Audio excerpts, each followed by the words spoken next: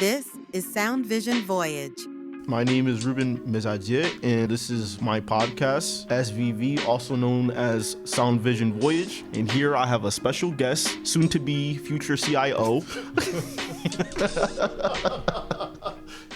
Please introduce yourself, my kind sir. Good morning, everyone. My name is Russell Weaver. My name isn't as fancy as Mr. Mizadier. That's a tough act to follow, but no, I'm Russell Weaver. I am the Executive Director of Network Services at Delaware State University.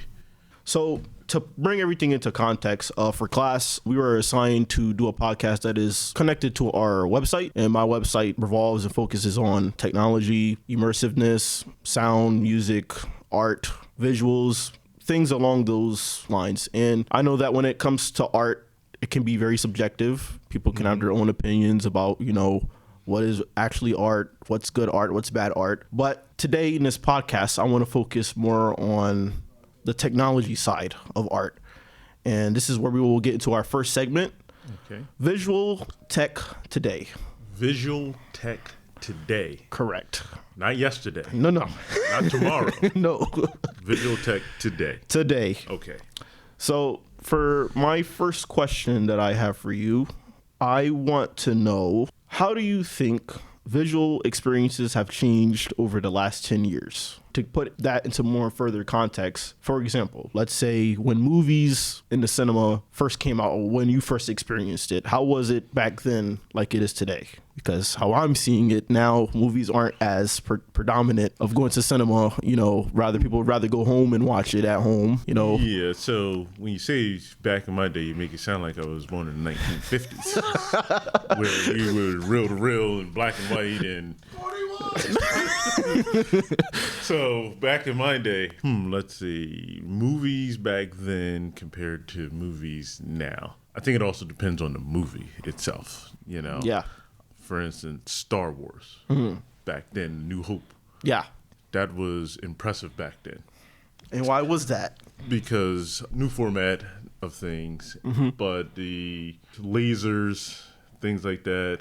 For me, that's like one of the first movies I can remember seeing, like in movie. Like I said, that type of technology. You had the the Millennium Falcon and all that. Yes. Stuff, Yes. All that action, that sci-fi stuff. For me, like I said, I didn't grow up in that Star Trek era, like in the 60s. and 70s. So that was sort of my newer technology and seeing things done. I hadn't really seen anything like that before.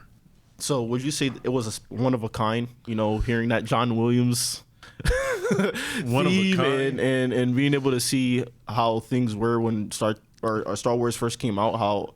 Was there anything else that was similar like that besides Star Trek, or was it Like I said, something new? I'm trying to think when Star Wars came out, I was, I don't know, probably 6 or 7 maybe. Wow. So I'm trying to think. There were other things out there, other shows, but I can't think of anything that stood out to me that way. So, like I said, but the whole theme, the soundtrack, the intro to it, the scrolling of the letters and the how to begin, like the galaxy far away Right. type of thing. Yeah. That was new. You had androids, you had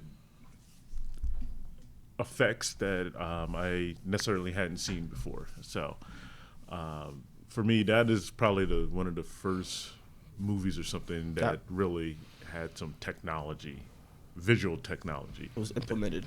Yeah. Okay. And I have another special guest, wonderful mentor of mine, soon to be next network administrator for Delaware State University. Please introduce yourself, sir.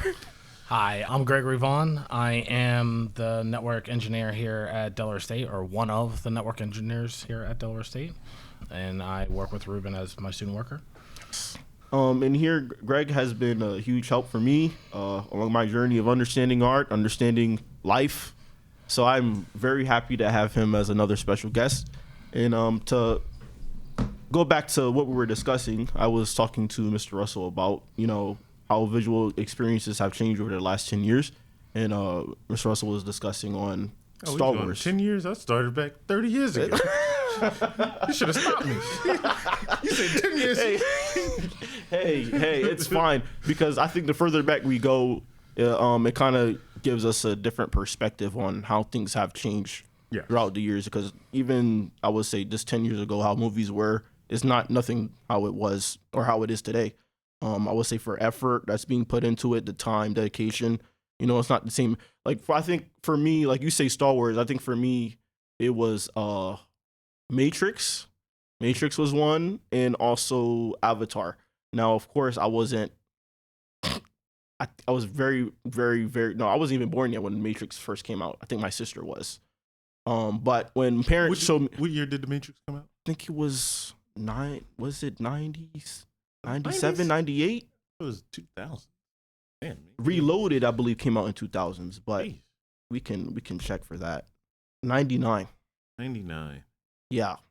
So I wasn't born during that time, but when my mom and dad showed me that movie for the first time. But you see how he said during that time. Like, yeah. Hey, look, man. Y2K time. I was just laughing a little bit, and I was like, oh.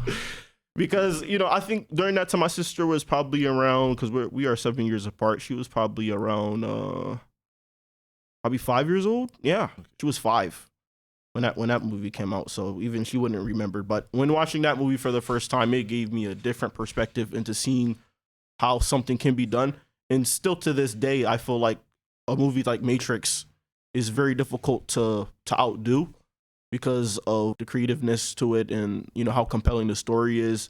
And similar for Avatar as well. I feel like James Cameron, the amount of time that it took him to make that movie, it really shows, and like the visuals to it. I think that movie came out in 2009, so I was 8 years old, and to see how clear and how different it was gives me a similar vibe. What was that technology? They had the CGI. They took that to the next level. I'm not sure. I'm thinking of for like CGI. I really think of that. You're in front of that green screen, and all that stuff was happening, and that was probably maybe 90s, maybe. Yeah, I would say there's a lot of movies around that time, even older, that started to kind of give you that visual graphics, such as like Jurassic Park would have been one of them that definitely kind of played into. Trying to think of some a lot of.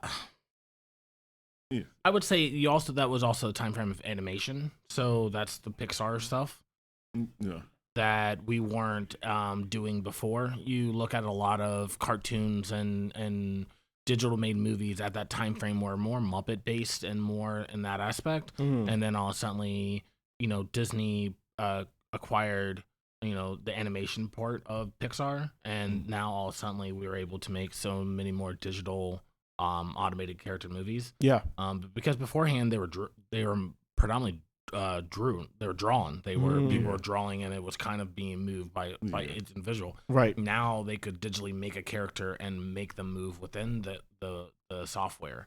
So you have a lot of things, but Disney, I think, is the forefront of that, because I think at that same time frame as Matrix is the first kind of time I went to Disney World, and that's the first time that you started to see things move and function with technology that I didn't ever think in. And so it made you feel as a kid that you were part of the show, you were part of on the stage. They had one of the biggest thing was Back to the Future. Honey, I Shrunk the Kids. That's what it was. Honey, I Shrunk the Kids.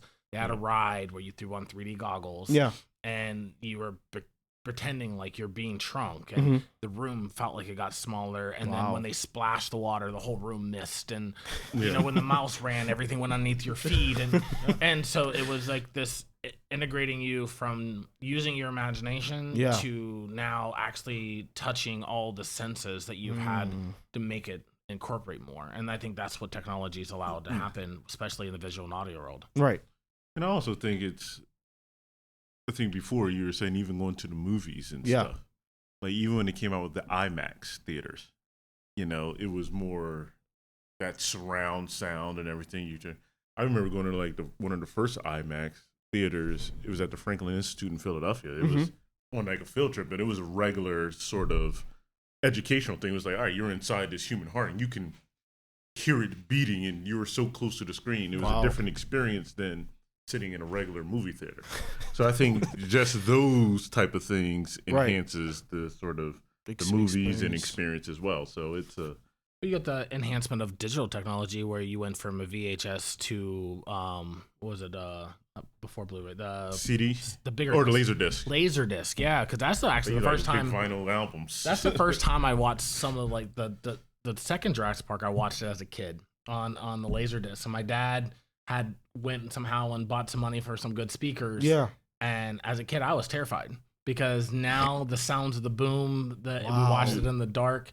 It was scary. It wasn't what it was on VHS. You know, it just was a different scene. It was crystal clear. Wow. You thought those dinosaurs, and it's so funny as a person now to go back and watch that older version and go, man, technology's gone so far that this looks pretty bad, but it's so nostalgic that I still want to watch it. And like I said, I think it's done. Like I was telling you yesterday, just watching the Vision Pros type of thing. It's so I think it's always evolving, and then you look back and you're like, all right, we thought that was high tech. Right. 20, 30 years ago, you didn't think that you can improve upon that.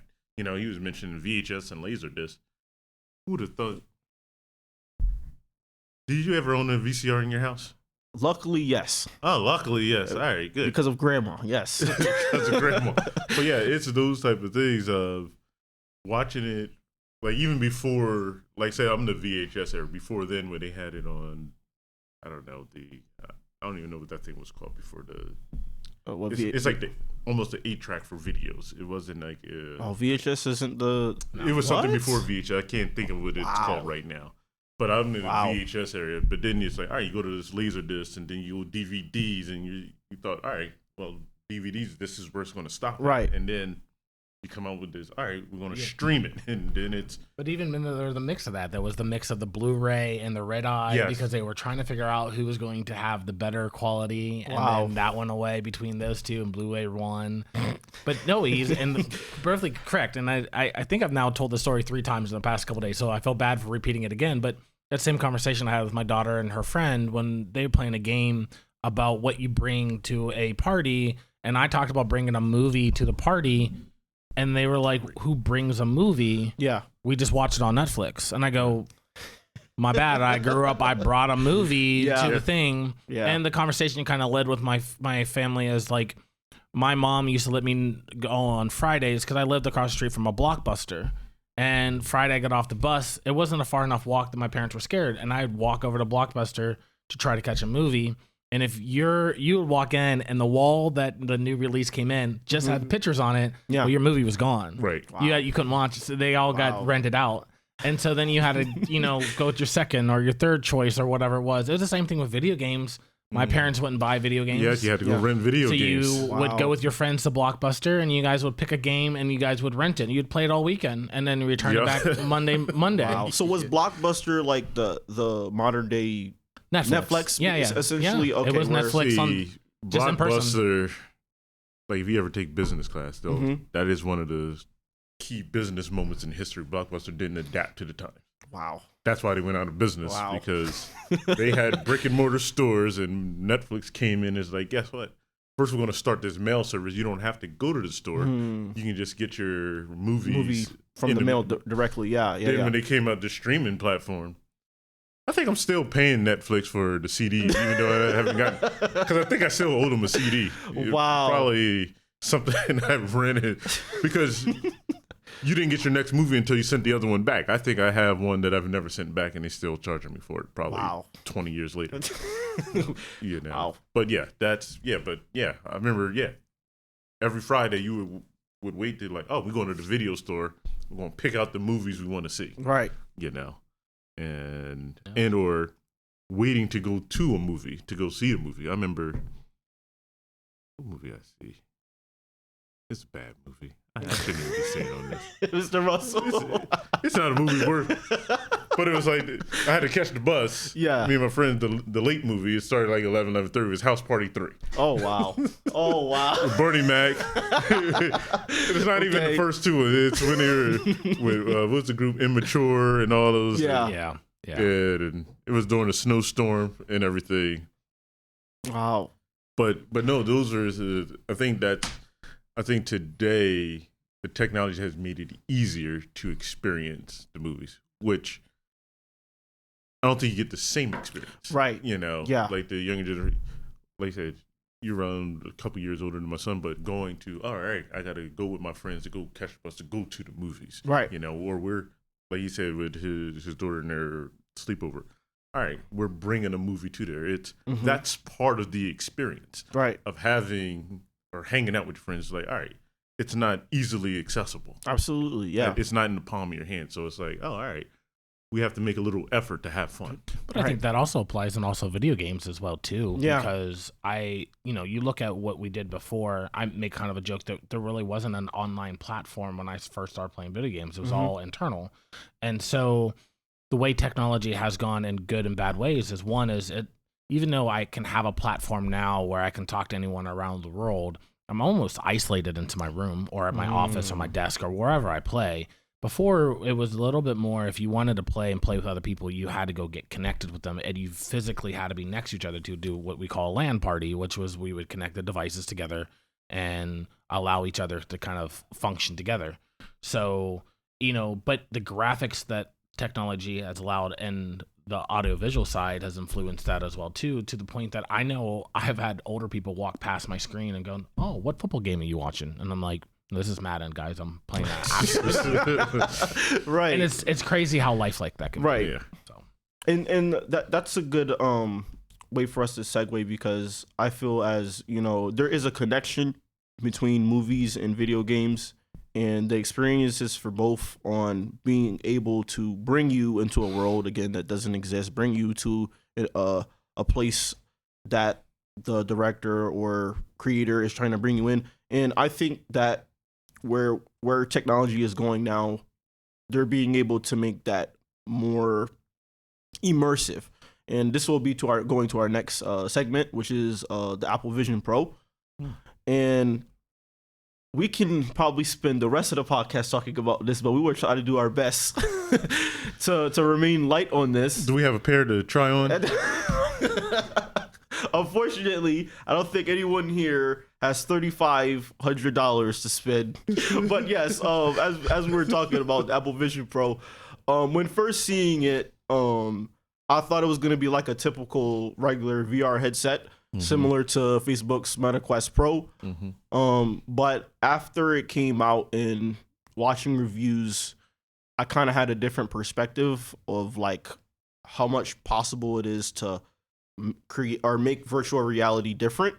My dad bought a whole bunch of different virtual reality headsets just because he wanted to see what all the hype was about, and for more for the gaming side, because I feel as when it came to regular productivity, I didn't really see a need or a purpose behind it. But when seeing the Apple Vision Pro and the capabilities and the things that it was able to do, it kind of piqued my interest to see how much further we could go with the virtual technology and how much more things that can be done. And unfortunately, Apple doesn't even call it a virtual headset. Yeah, it's not. They call it spatial computing. It is. No. They don't even consider it because of how powerful it is. And basically, it's a computer on your head. Yeah. Like I said, just having seen this demo at the Apple Store Friday, going into it, I was thinking it's a VR headset. Yeah. I've tried the different VR headsets. My kids have it for their video games. This is not a VR headset. Like I said, it's to the next level. Like I said, it's literally a computer on your head. Whatever you can do on your iPhone, iPad, your MacBook Pro, you can do on these. Like I said, it's watching a movie. It changes the entire experience. And like I said, unless you demo it, you really don't get, you can hear what other people say about it. Right. But actually trying it, that was my thing of, this could be a game changer in terms of, like, why do I need a laptop anymore? Because I can do everything on my laptop there. Why do I need my phone now? Only thing I don't know is, and you probably could just take a phone call on it, which I don't see why you couldn't. Be able to do it, yeah. But it was, like you said, when I had it on, I was inside that environment. It was, from just looking at photos. Right. Now some of it depends on the type of camera you have. I think you have to have like one of the 16 with the pro cameras that has a high quality video and pictures. Mm-hmm. But they take your experience. You're in your pictures now. You're experiencing your pictures and your photos. Wow. Like I said, during the demo it's about a month ago, I went to the Sixers-Celtics game. Mm-hmm. And before the game, I got to go on the court. Jason, like I said, I have a photo. I'm standing right next to Jason Tatum, talking crap to him. Yeah. I upload that photo into the Vision Pro. Mm-hmm. The experience in the Vision Pro was better than in real life. Which it is like, I think I was more amazed of how that photo and video looked inside there. It's like, I'm reliving that experience all over again because it took whatever quality, like I said, this is the 16 or whatever. I don't even know what model phone it took that photo and video to the next level. So when I'm looking at it in the Vision Pro, I'm like, it's like I'm almost there again, reliving that experience. So, no, it's not, I wouldn't even call it VR or virtual reality because it is reality just enhanced. Mm. I did look at a slow motion Tiger Woods golf swing on YouTube in there. Because pretty nice. It's like you're standing next to Tiger. He's right here in the room swinging a golf club. Well, in the thought process as a student, what would a Vision Pro in your day or your eyes look like? How does that help you guys? I mean, I think one of the biggest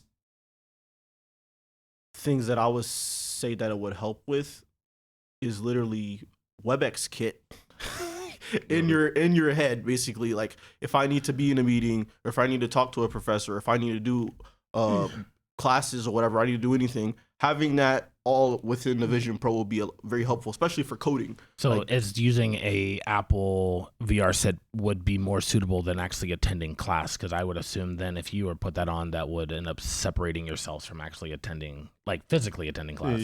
That is true. But I would say along those lines, so if the class is virtual, anyway, like I said, I would still say, so one, we're talking about this, the technology is, what I see the Vision Pro, and this is the same thing I had to, when I took it off, was this is making us more isolated and non-social. Because, all right, yes, as you're saying, what we're used for like, and you're saying class, but at the same time, yes, those hybrid classes, if I have to be virtual, yes, I would do it in the Vision Pro. Like I seen the WebEx demo of it.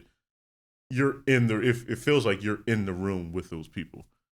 But it shouldn't take away of being in person. But I think that's kind of maybe where my thought process is. I have seen the Apple Vision Pros as well too. I think part of the Apple Vision Pro, part of the problem, it kind of goes into the touch feel reality of situation where you are capable to see, feel, smell, breathe what's around you. Now the VR / Apple Vision things, they in tune to your senses, and they do a really good job of making you feel present in that situation. Right. But I think there is a massive disconnect from people to people and being able to communicate and have a conversation to be intellectual together into a room. Right. Instead of being intellectual over the internet or over in separate entities. I think it has its purpose and place. I think maybe not as rapid as maybe some people might have it. Right. No, I do agree. And I think it also depends on your major or the subject that you're trying to do. Like I said, one of the examples they did have that I was impressed with, like, I guess if you're like a biology major, they literally take you inside of a human beating heart. Mm-hmm. You can see, and if I'm a professor, I can have my students wear that and kind of say, this is better than showing a PowerPoint or video. They can see the insides and how it works. But yeah, I think even to Greg's point, we were saying sometimes as we're creating these new experiences, it's also taken away from some of the social aspect of things. Like, all right, we're not playing videos like my kids. They play online with their friends all the time. Right. They've never invited one of their friends over to the house to play the video game. My thing is, what happened to, all right, it's 5 or 6 of us in the room. It's like, I got next. I'm on those sticks next. You know, I don't get off until you beat me. You know, because that's how it was. It was, all right, it was, yes, we're playing a video game, but it was a social event. It was having fun. It was interacting with people. And I think that's what, as we evolve technology and all these things, we're getting further away from some of that as well. And I think that's a great way probably for us to finish with our last segment and to conclude. And basically the question I would ask is, how do you think that this new technology will impact creators, artists, or even everyday people in the future with how things are going? So I think art and technology is a hard thing regardless of the situation. I think art and technology is always will be a clash more than it is ever a helpful tool, because there's separations. I think technology is separated for an individual to do something, and art is something for a group of people at times to celebrate. I think it can help. I mean, you look at people that do video editing, or even me, myself, who does photography and do photo editing. It is a great experience, but part of my art is going out and being immersed into the situation. I think sometimes we have kids so caught up into doing the technology, they fail to understand what art is. Right. Yes, and I absolutely do agree with that. I find it interesting that you do say that it's a clash instead of something that's helping each other, because I think a lot of people would say, oh, you know, I'm not able to do art without having my computer. I'm not able to do art because I don't have my device. Some people say my camera is my canvas. My camera is my paintbrush. Yeah, but sometimes you got to. Well, I guess it's two different, because during the history of time, it's been proven like some of the greatest art out there has been done without technology, or it's been used the technology of the times. Right. You know, all right, that canvas and my paint or my pencil and that easel or whatever, that's my technology. So. But I don't know if you can say I can't do my art without the technology. Yeah. But as a photographer that's learned from a more artistic person to become a photographer, the very first thing that was taught to me was put down my camera and go look. So I think that's the kind of common thing that I would say, is that if I spend so much time looking through the lens instead of stopping to look at what I'm looking, like look at the whole surrounding, I'm going to miss out on some things, because I'm not taking in what I have. I'm just looking through one portion. That's the same thing if I have a computer and I look at, you know, beautiful sites online. I've never actually physically gone to go see it. Right. I've allowed myself to submerge myself through whatever online does. Right. So I think it's a clash. It's not a bad clash, but it will always be a clash, because as soon as I pull out the laptop to start editing, I'm no longer immersed into the art that it was. I'm now immersed into this situation. Now, technology is a great thing. I mean, I know for me, it's a little kind of maybe a little jump a little bit, but my family had old VHSs, and we were able to buy a device that allows that to be uploaded into a digital platform that allows us to watch old time stuff that makes us happy and feel good. To me, that's still considered art in my brain, because that's a memory that will live for me forever. And it kind of worked out in that aspect. But I think if you can't pick up your head and go somewhere, if everything has to be recorded from your phone, if everything has to be lived through your phone's photos, if everything has to be accepted through your social media, you're not living yet, because you're still waiting for approval from everyone else. It's fine to take that photo, but it's also fine to put down that camera and then submerge yourself. And no, to the same point, I've kind of made it a point, like you said, both Greg and I have kids and activities and things. Like when I go, I would set my camera to record it, but I'm always looking at the event through my eyes. I don't want to be looking at the event through the phone. Like you said, when I went to the Sixers game with Jason Tatum, when I'm recording, I'm looking, but I had my phone next to me. Now, I didn't even care how the recording looked, because it's like, all right, I'm experiencing that. And I think you got to know the balance of use the technology as a tool, not as a crutch, and I see so many people looking through their phone, looking at a live event. It's like, take it in, it's like, all right, stop looking at it through the lens of your phone. Look at it through the lens of your eyes. So yeah, I think you know, people have to kind of find that balance of, you know, don't be dependent on the technology. Make it a compliment to you or whatever you're doing. I would give technology this boost, and this only boost right now is that exposure. Exposure helps artists kind of get exposed that we didn't know before. So if you're a musician that is playing, you have platforms and you have software on your phone that you can make your music, and it doesn't require you to spend $3,000 on the best Apple or best, you know, whatever it is.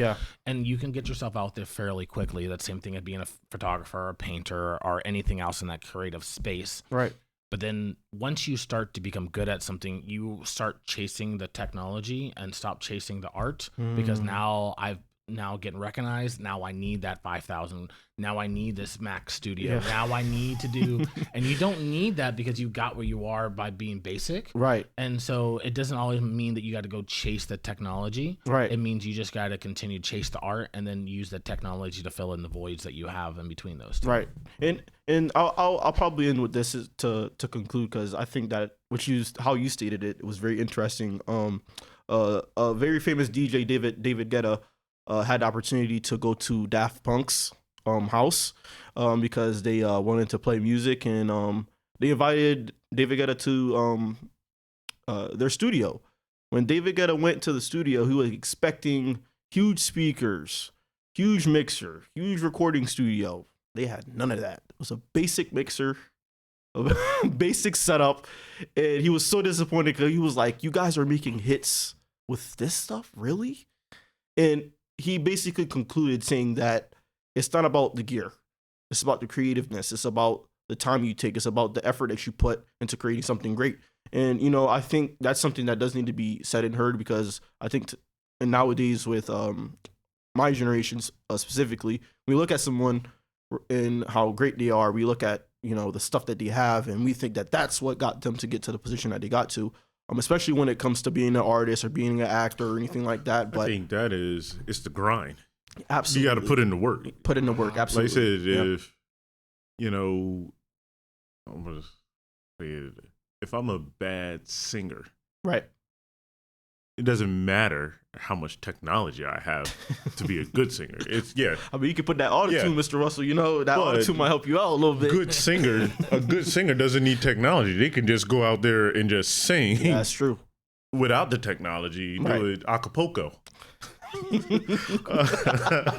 But no, you can sing a cappella where you don't need the technology at all. So I think it's great, like you said, with that example, that, all right, you think that these guys have all that. The technology didn't get them to where they are now. Absolutely. It's the grind. It's putting in the work of learning your craft. Absolutely. Yes. And technology may enhance that, but I have to know my craft first before I can then enhance it. Basics before jumping the gun in that situation. You know what I mean? Learn the basics. I mean, it would be the same thing in photography. I wouldn't ask you to go spend $4,000 on a brand new camera.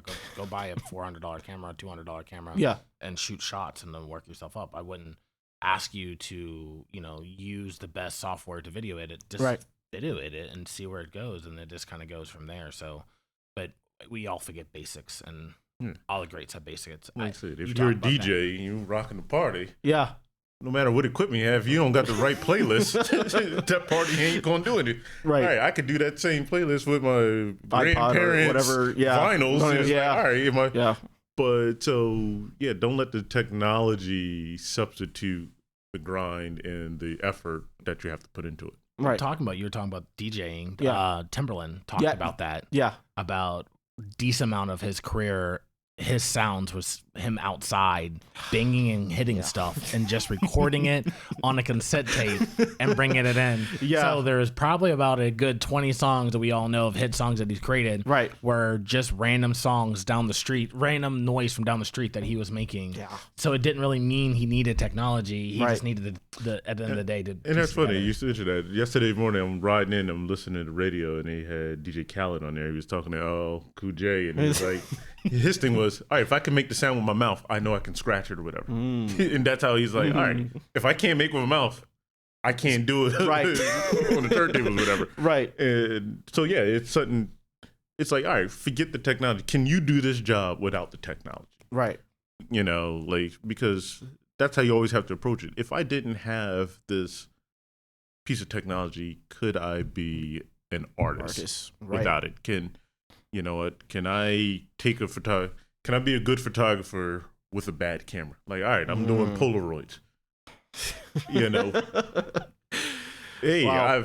People used to sell Polaroids back in the day. You go to the club, you say, oh, let me get your picture there.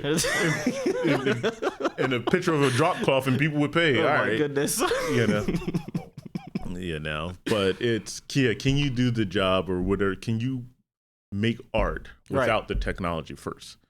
That's just working in IT. It's like, all right, it's almost, can you do the process without the technology? Right.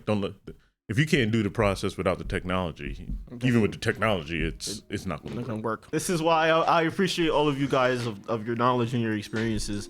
And I really do thank you, too, for being able to help me out with this podcast. Well, thank you, everyone, for tuning in. Hopefully, I will see you all in the next podcast. Thank you very much. Bye. Thank you for listening to Sound Vision Voyage. Don't forget to follow and subscribe.